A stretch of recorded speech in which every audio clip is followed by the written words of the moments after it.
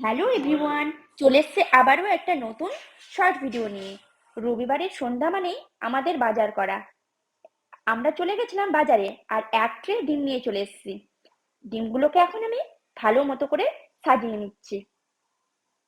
এগুলো এখন ফ্রিজে ঢুকে রাখবো। আর দেখুন, 3 থেকে 4 দিনের জন্য কিছু সবজি তুলে রাখলাম। সব সবার প্রথমে কিছুটা রাই শাক, তারপর একটু টমেটো, কিছু ফ্রুট, কড়াইশুঁটি, কেজি খানিক আলু, কিছুটা বিট গাজর আর সুন্দর তাজা তাজা বেগুন ছিল, সেটাও নিয়ে নিলাম। দুটো নিলাম ফুলকপি আর বাঁধাকপি। আমাদের এখানে রবিবার করে হাট বসে, সেই হাটেই গেছিলাম আর এসব নিয়ে এসেছিলাম। আর কচি কচি ছিল, আর লাউটা দেখুন কতটা কচি। আমরা যেখানে থাকি সেখানে সব ধরনের শাক আর পেঁয়াজ কলি একদম পাওয়া যায় না। তবে কালকে আমরা ঘুরতে গেছিলাম, দেখলাম যে রাস্তায় পেঁয়াজ কলি নিয়ে